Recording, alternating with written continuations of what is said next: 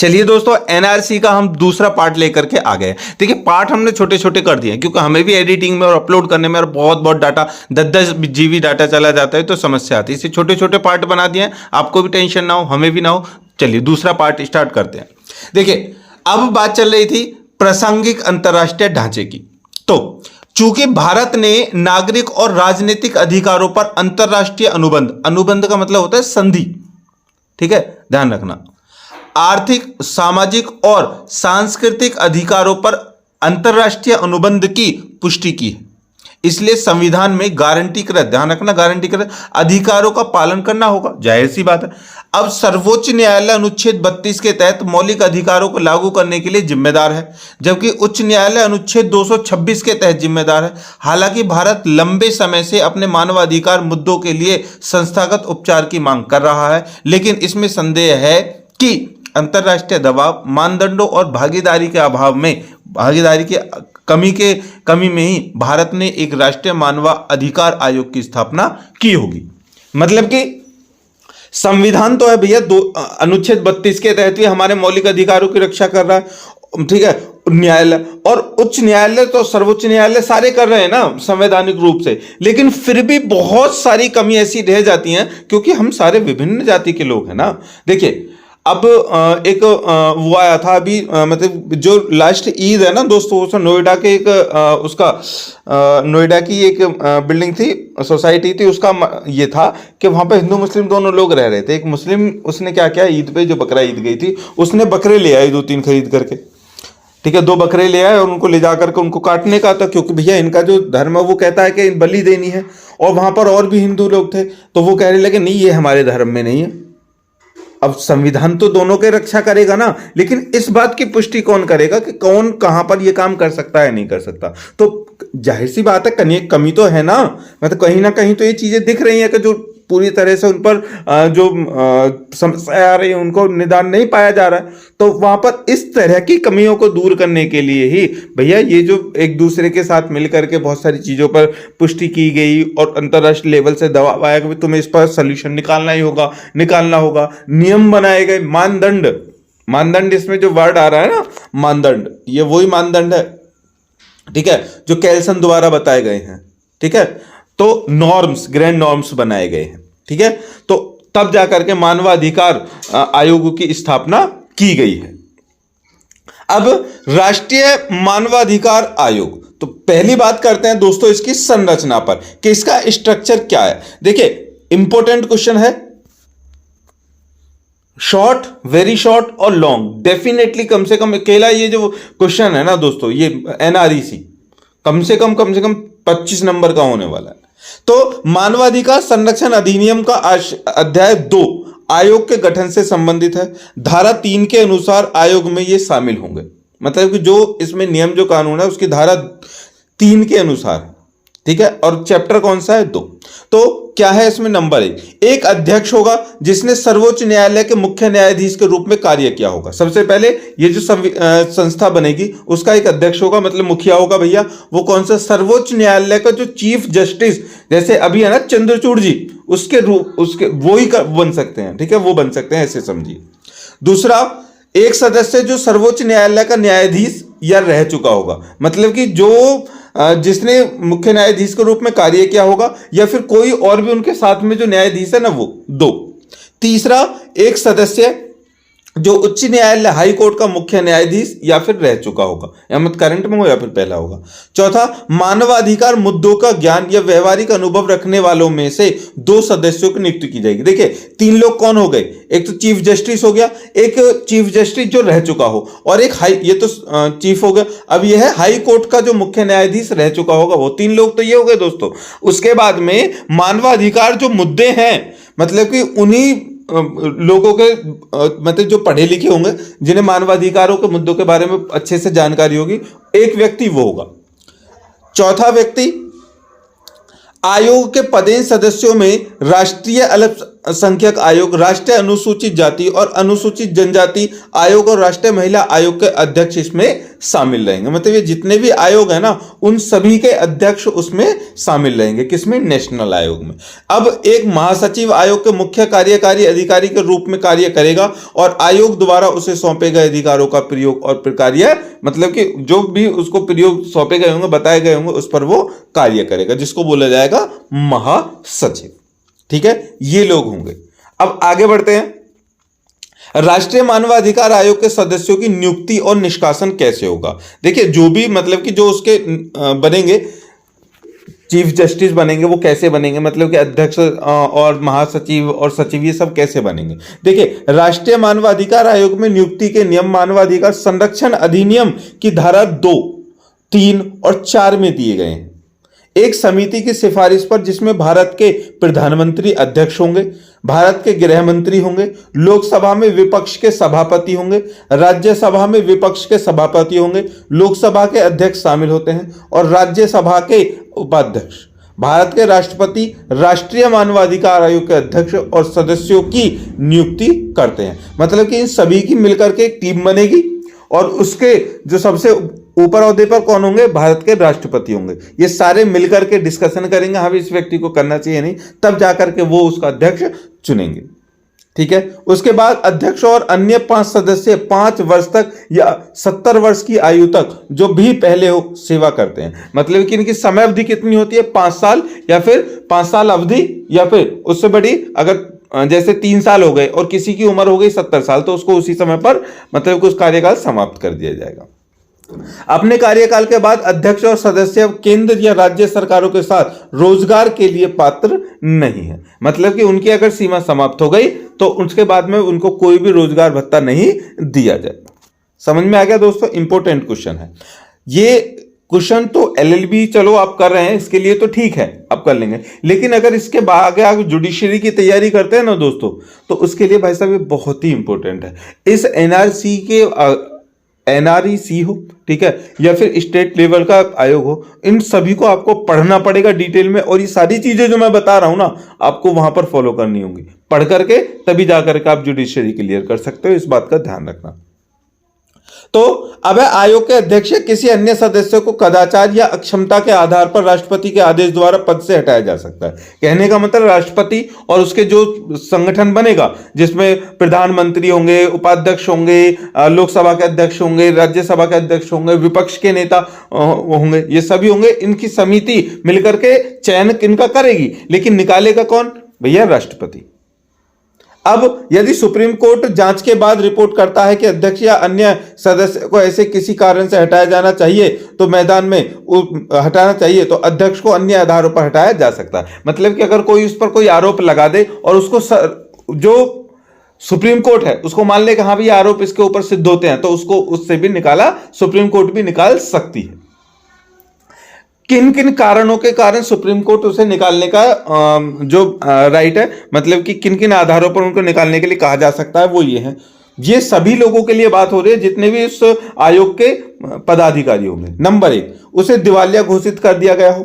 दूसरा, वह अपने कार्यकाल के दौरान अपने कार्यालय के कर्तव्यों के बाहर किसी भी भुगतान वाले रोजगार में लगा हुआ है, मतलब कि वहां का अध्यक्ष अपना भी कोई बिजनेस चला रहा है तो उसको भी हटा दिया जाएगा। तीसरा, वह अपना पद जारी रखने में अक्षम हो गया है, मतलब कि उसे लगता है कि भाई ये अपना पद अब नहीं संभाल सकता, तब भी उसको निकाल दिया जाएगा। उसे अदालत द्वारा विकृत दिमाग का व्यक्ति, मतलब कि पागल घोषित कर दे तब।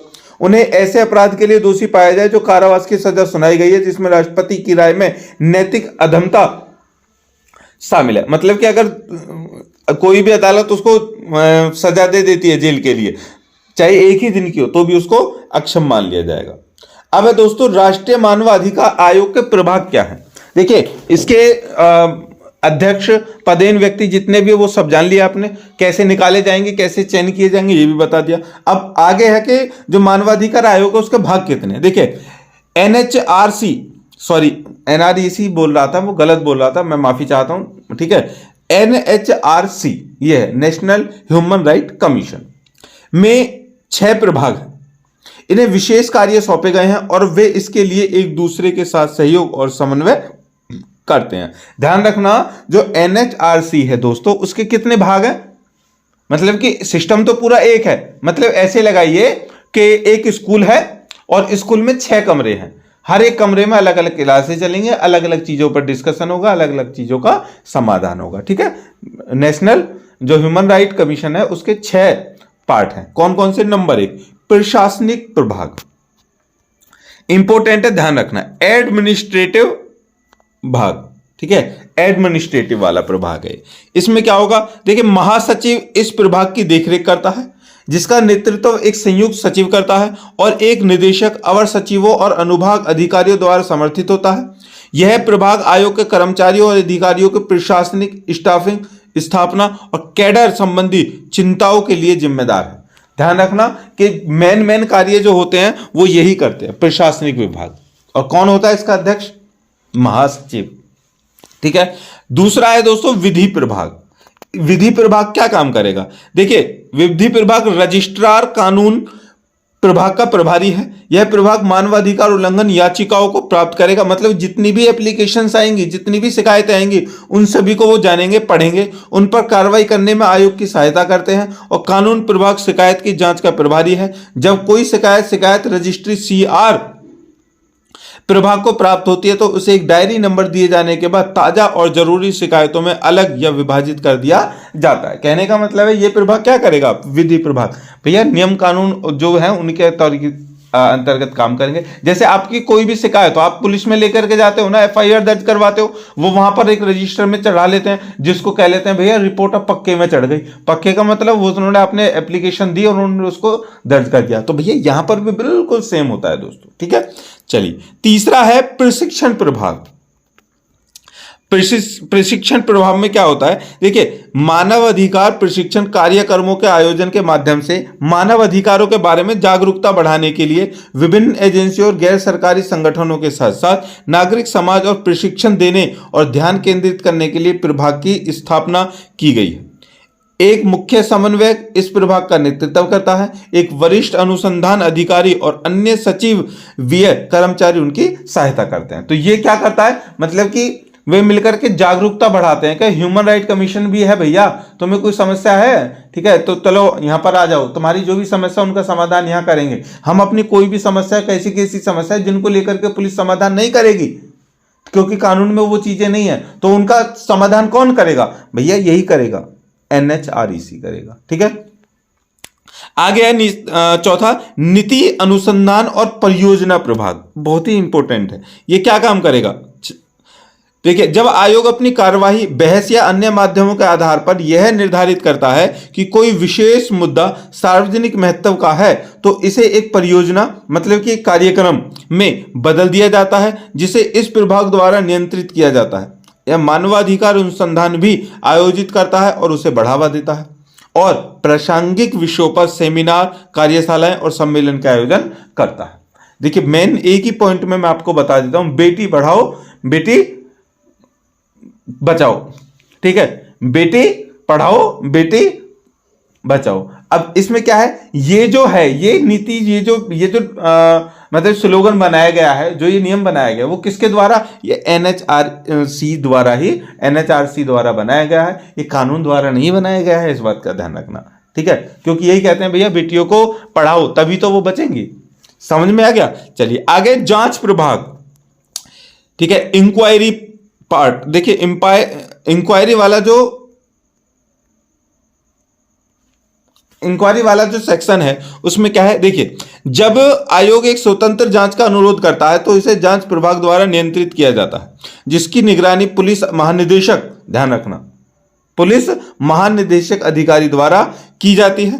प्रभाग शिकायतों की जांच करने, पुलिस और अन्य अधिकारियों रिपोर्टों की समीक्षा करने और हिरासत में हिंसा या अन्य अपराधों के आरोपों की जांच करने में भी आयोग की सहायता करता है। मतलब कि अब जैसे कोई भी पॉइंट आ गया दोस्तों, कहीं पर भी कुछ घपला हो गया, ठीक है, जैसे मणिपुर वाला ही पॉइंट है, तो क्या करेगा? तुरंत भैया NHRC बिल्कुल एकदम किसमें एक्शन में आ जाएगा और वहां की जितनी पुलिस महानिदेशक, मतलब SP SSP, सबसे पहले SP को बुलाएगा, पुलिस महानिदेशक इधर आओ, क्या हो रहा है, जल्दी से गिरफ्तार करो, हिंसा को खत्म करो, देखेंगे क्या है मुद्दा क्या नहीं है। ठीक है, तो सारी इंक्वायरी कौन करवाते हैं? ये पुलिस के द्वारा ही करवाते हैं और पुलिस की जो रिपोर्ट होती है उनको ये अपना आप पढ़ते हैं।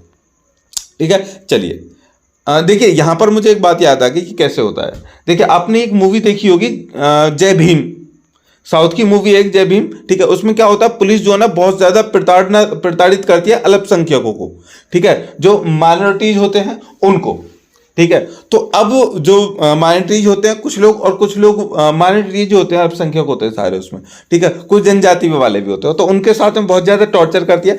तो जब पुलिस एक्शन नहीं लेती तो उनके जो वकील है ना फिर ह्यूमन राइट कमीशन की सपोर्ट लेते हैं, और वो फिर वहां का जो अधिकारी होता है ना उसको वहां पर भेजते हैं। वो इसी मुद्दे को रखते हैं कि जो ह्यूमन राइट है, मतलब कि मानव के अधिकार, उनका भी तो हनन हो रहा है। तो जज वहां पर कहता है ठीक है, अभी मैं एसएसपी को, महानिदेशक को भेजता हूं, वही उस पर जाकर के क्या करेंगे, रिपोर्ट बनाएंगे, फिर हमें देंगे। वो सारी प्रक्रिया है ना वही आपने देखी होगी ना मूवी, तो वो समझ में आ जाएगी। तो वो क्या करता है, वो सारी चीजों को जानता है कि पुलिस सच में उनके साथ में ऐसा खिलवाड़ कर रही है, क्या कर रही है क्या नहीं कर रही है। तो जाकर के रिपोर्ट जब सही पाई जाती है तब जाकर के उनको सपोर्ट किया जाता है और तब जाकर के उनको पकड़ा जाता है, ठीक है। चलिए आगे बढ़ते हैं कि सूचना एवं जनसंपर्क प्रभाव। अब ये क्या करता है, देखिए यह प्रभाग जिसका नेतृत्व एक सूचना और जनसंपर्क अधिकारी करता है, जो मानवाधिकार न्यूज लेटर के संपादक के रूप में भी कार्य करता है। इलेक्ट्रॉनिक और प्रिंट मीडिया के माध्यम से आयोग के काम के बारे में जानकारी प्रसारित करता है। यह प्रभाग कमीशन के मुख्य पृष्ठ और पत्रिकाओं का भी प्रभारी होता है। मतलब कि जो देखिए हमारे पास में एक शक्ति है अभी, ठीक है, हालांकि वो अधिकार भी है, लेकिन मुझे नहीं लगता कि देश के 5% लोग भी उसका फायदा उठा रहे हैं, ठीक है। वो है कि जानकारी पाने का अधिकार, ठीक है, जानकारी पाने का अधिकार, राइट टू इंफॉर्मेशन, आरटीई का मतलब है कि सरकार को कोई भी भाग, कोई भी अधिकारी, कोई भी कुछ भी अगर वर्क कर रहा है, ठीक है, जो सार्वजनिक उसके लिए कर रहा है, तो वो क्या होना चाहिए, उसको लोगों को उसके बारे में पता होना चाहिए। तो वही काम कौन करता है भैया, ये वाला प्रभाग करता है, ये वाला सेक्शन करता है कि नेशनल ह्यूमन राइट कमीशन जो है जितने भी कार्य करता है, ठीक है, सफलता मिल जाती है, जिनमें नहीं मिलती या फिर कोई भी मामला है उस सबको वो क्या करता है, प्रेस में दे देता है, अखबारों में, देखो आज हमने ये केस था इसको सॉल्व किया या फिर ये सब काम किए, ठीक है। वो कौन सा पार्ट करता है, ये वाला पार्ट करता है। चलिए आगे बढ़ते हैं। आगे है राष्ट्रीय मानवाधिकार आयोग के कार्य में, वेरी वेरी इंपॉर्टेंट हेडिंग है ये, 10 नंबर में भी पूछी जा सकती है, ध्यान रखना, और 20 नंबर में भी आपको बताना पड़ेगा। तो मेन पॉइंट है, चलिए जल्दी से देख लेते हैं कि इसके आयोग के कार्य क्या है। देखिए दोस्तों, सबसे पहला, किसी सार्वजनिक अधिकारी द्वारा मानवाधिकारों को उल्लंघन या लापरवाही की सक्रिय या प्रतिक्रियात्मक रूप से जांच करना। मतलब कि आपके साथ में कोई भी प्रशासनिक अधिकारी है, पुलिस है या कोई भी, उस पर कोई आपके साथ में अपने पद का फायदा उठाकर आपके साथ में कुछ गलत कर रहा है, तो आप अपनी जो शिकायत है वो लेकर के जा सकते हैं ह्यूमन राइट कमीशन के पास, और वो उसकी जांच करेगा। अच्छा ऐसा हो रहा है, पुलिस वाले तुम्हारे साथ ऐसा कर रहे हैं, हम देखते हैं, समझ में आ गया। दूसरा, राज्य सरकार के अधिकार क्षेत्र के तहत किसी जेल या किसी अन्य केंद्र का दौरा करना जहां कैदियों की रहने की स्थिति का मूल्यांकन करने और सुझाव देने या लोगों का इलाज, सुधार या सुरक्षा और पुनर्वास के लिए पकड़ा गया है या रखा गया है। मतलब कि जो जेल होती है ना दोस्तों, जेलों में भी जो कैदी होते हैं वो इंसानी होते हैं, चलो ठीक है वो जुर्म करके जाते हैं, तो उनके साथ भी व्यवहार अगर बहुत ही कुछ ऐसा नहीं है कि उनको वहां पे मार दिया जाए या फिर, तो उसकी भी कौन करता है, रिपोर्ट करते हैं, ठीक है, वहां पर जाकर के सर्वे करते हैं कि सब कुछ ठीक ठाक तो चल रहा है।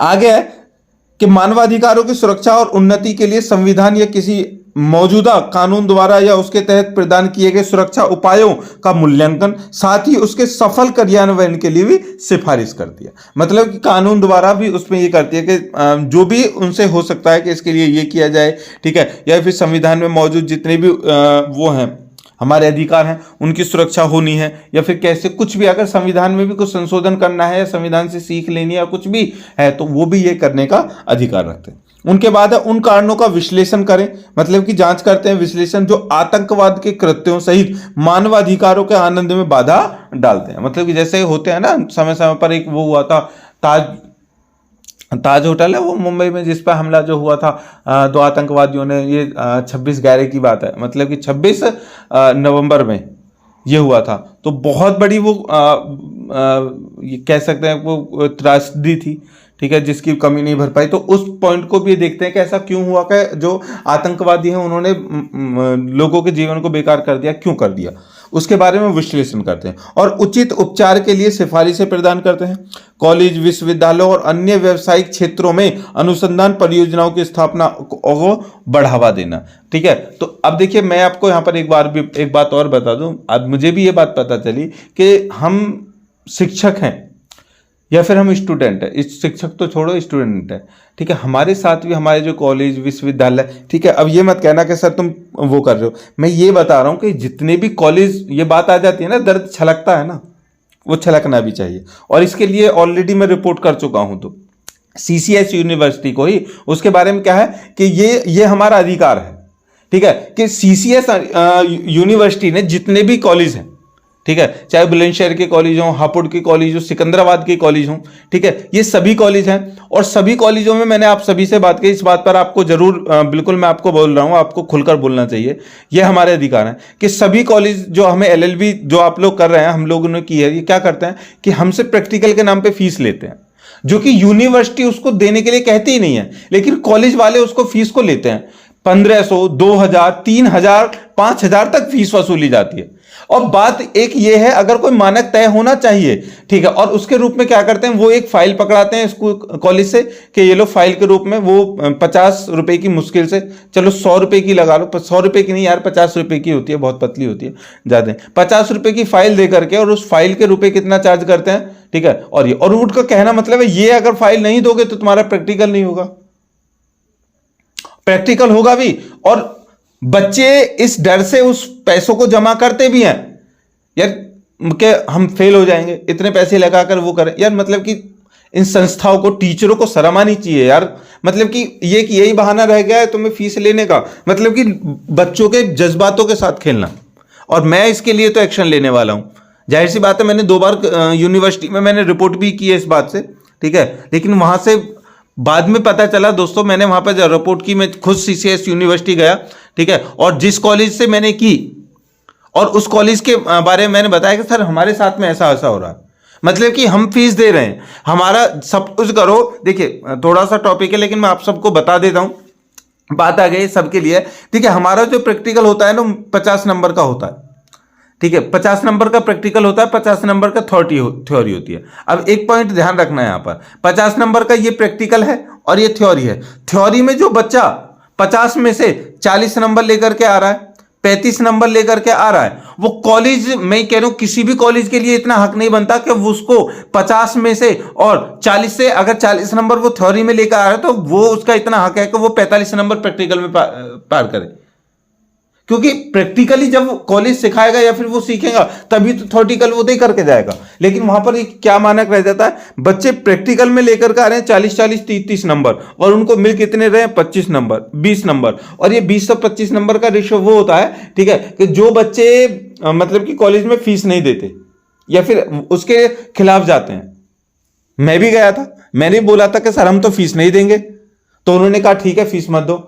हमने फाइल भी बनाई, क्वेश्चन के आंसर भी दिए, फिर भी सबसे कम नंबर है। मैंने कहा कोई बात नहीं, तुम्हारा इतना राइट नहीं है, तुम फेल नहीं कर सकते। और मैं सभी बच्चों से बोल रहा हूं दोस्तों कि 50 में से वो 20 नंबर तो आपको देंगे ही देंगे, चाहे आप फीस दें उसकी या ना दें। आप फाइल लीजिए, एक्चुअल में जो फाइल का प्राइस है वो दीजिए, और जाकर के फाइल बोल दीजिए कि इस फाइल का जो प्राइस है हम उसका 50 रुपए देने के लिए तैयार हैं, लेकिन ऊपर से एक्स्ट्रा फीस नहीं देंगे। एक्स्ट्रा फीस क्या, वो कहते हैं अरे वहां से यूनिवर्सिटी से टीचर्स आएंगे और उनका खाना पीना होगा। अरे खाना पीना होगा तो हमारा क्या मतलब, उनको सैलरी तो वो देता है ना, यूनिवर्सिटी देती है। ये पुलिस में आप कहीं भी जाओगे ना, कुछ नहीं हो सकता। ये कहां पर होगी रिपोर्ट, यहीं पर होगी भैया, नेशनल ह्यूमन राइट कमीशन में होगी। और इसके लिए मैं जल्दी ही जाने वाला हूं। और ये अगर आप इसको अच्छे से समझते हैं, जो लोग कर रहे हैं यार, मतलब कि बहुत होते हैं भैया, उन लोगों से पूछो जिनको पढ़ने के लिए पैसे नहीं है, सरकार उनके, और अब तो ये भी कंडीशन चली है, सरकार फीस वो नहीं दे रही है। पहले तो ये भी था कि जो जिनके गरीब हैं बेचारे, जिनके पास में पैसे नहीं है, जिनके इतनी अहमियत नहीं है कि वो कमा करके कहीं से उनके पास सोर्स नहीं है, माँ बाप केवल घर चला रहे हैं, वो 18-18, 20-20, 25-25, 30-30 हजार रुपए फीस दे रहे हैं तुम्हें। उसके बाद भी तुम उनसे वहां पर से इस नाम पर वसूल रहे हो, ये गलत है, ठीक है। और इसके लिए हम कुछ ना कुछ एक्शन लेने वाले हैं, लेकिन मैं अकेला लूंगा नहीं, सभी लोगों का साथ चाहिए। अगर चाहते हैं आप तो सभी साथ है तो हमें कमेंट करके जरूर बताएं, ठीक है। ये प्रैक्टिकल वाला जो मैटर है ना वो खत्म हो जाना चाहिए। चलिए, थोड़ा सा टॉपिक से मैं अलग चला गया, उसके लिए माफी मानता हूं, लेकिन सच्चाई यही है। और मेरा इसका मतलब ये नहीं है मैं किसी भी कॉलेज वगैरह को टारगेट नहीं कर रहा हूं, मैं तो पूरी सीसीएस यूनिवर्सिटी और उसके द्वारा जिन जिनको लाइसेंस दिया गया है ना, इनको सारे कॉलेजों को, उन सबके लिए कह रहा हूं। और पक्का मैं तो कुछ ना कुछ करने वाला हूं भाई इनके खिलाफ, ठीक है। चलिए करते हैं इस पर भी किसी दिन और चर्चा, आगे बढ़ते हैं। अब दोस्तों आगे है कि देश के मानवाधिकारों के कार्यान्वयन को सीमित करने वाली स्थितियों या चुनौतियों का नियमित आधार पर मूल्यांकन और समीक्षा की जाती है। मतलब कि जो अभी है ना भैया स्थिति है ना, ये वाली कॉलेज वाली स्थिति है ना, कौन ध्यान देगा? पुलिस वालों को कहेंगे, पुलिस वाले मना कर देंगे। अब पुलिस वालों को, मैंने एक पुलिस वाले से बात भी की थी, यार ये जो फीस लेते हैं हमसे इतनी, इसके लिए कोई कानून वगैरह है कुछ? वो कहते हैं नहीं भैया, ये जो संस्थाएं होती हैं, कॉलेज होते हैं, ये कहते हैं ये हमारे खुद के मानक है, ठीक है। कानून भी तो दो तरह के होते हैं, एक संवैधानिक कानून होते हैं, उनको पर्सनल कानून होते हैं। वो कहते हैं हम तो अपने कॉलेज के लिए इतनी फीस लेंगे ही लेंगे। तो भैया फीस वो लेते हैं, लेकिन उसके साथ में जो प्रैक्टिकल फीस ले जा रही है वो तो गलत है ना, अब वो भी इतनी, वो गलत है। तो उसके लिए ये जो NHRC है ना भाई साहब, नेशनल ह्यूमन राइट कमीशन, यहीं पर हमें एक रिपोर्ट देनी होगी, ताकि ये उसका मूल्यांकन करेंगे, समीक्षा करेंगे। और मैं आपको बता दूं कि जब मैं यूनिवर्सिटी गया था, वहां पर जाकर के मैंने बात की थी, तो वहां से मुझे जानकारी मिली कि मैं एक अकेला नहीं हूं दोस्तों, मैं एक अकेला नहीं हूं। CCS यूनिवर्सिटी के जो सिकंदराबाद, बुलंदशहर, नोएडा, ग्रेटर नोएडा, हापुड़, इन सभी जगहों पर जितने भी कॉलेज है ना, गाजियाबाद में भी जितने भी कॉलेज हैं CCS यूनिवर्सिटी के, 63 कॉलेजों के खिलाफ में वहां पर शिकायत गई है इसी प्रैक्टिकल फीस के लिए। केवल मात्र प्रैक्टिकल फीस को लेकर के इतनी शिकायत गई है, लेकिन कोई कुछ करने के लिए तैयार नहीं। 63 कॉलेजों के खिलाफ शिकायत गई है, फिर भी कोई कार्रवाई नहीं कर रहा है। और ऊपर से सरकार, भैया योगी सरकार आकर के उस CCS यूनिवर्सिटी को A+ ग्रेड देती है। यार उनको ये नहीं दिखता कि उनमें जो बच्चे पढ़ रहे हैं क्या हो रहा है उनका, ये गलत है। तो हमें यह करना पड़ेगा और यही हमारा एक साधन बचेगा। चलिए आगे है, प्रकाशनों, मीडिया, सम्मेलनों, कार्यशालाओं, सेमिनारों और अन्य गतिविधियों के माध्यम से समाज के सभी हिस्सों में मानव अधिकार शिक्षा को प्रोत्साहित करना, साथ ही इन अधिकारों की सुरक्षा के लिए उपलब्ध रक्षा तंत्र की जानकारी देना भी किसका काम है? NHRC का। उसके बाद अगला कार्य क्या है इनका? मानव अधिकारों के प्रचार और संरक्षण से जुड़े किसी भी मुद्दे पर कोई भी विचार, अनुमोदन, सिफारिश या रिपोर्ट सरकार को निर्देशित की जानी चाहिए। कहने का मतलब है, अगर हम इस वाले मुद्दे को लेकर के अगर जाएंगे इनके पास में, वहां पर रिपोर्ट करेंगे, तो 1 बार नहीं, 2 बार नहीं, 3 बार नहीं, 10 बार अगर हम लगातार रिपोर्ट करेंगे तो भैया इसके खिलाफ जांच तो जरूर होगी। और ध्यान रखना दोस्तों, अगर जांच हो गई ना एक बार, तो हम एजुकेशन सिस्टम को, इसको थोड़ा बहुत तो हम संभाल लेंगे। मतलब कि ये तो हम सभी का हक बनता है कि यार हमने जहां पर शिक्षा ली है, हमारे जूनियर होंगे वहां पर शिक्षा लेने के लिए आएंगे, और भी हमारे छोटे भाई बहन आएंगे, उनके लिए इतना तो हम कर सकते हैं, ठीक है। चलिए देखो, खुद के लिए पढ़ना, खुद के लिए करना एक आम बात है, सभी करते हैं, लेकिन कभी कभी दूसरों के लिए भी सोच लिया करो। ये हमारा क्या है, ह्यूमन, जो हमारा जो मानव जो तंत्र है ना, ठीक है, एक इंसानियत जिसको कहते हैं, वो एक अच्छे मानव में ही होती है, वो करना चाहिए।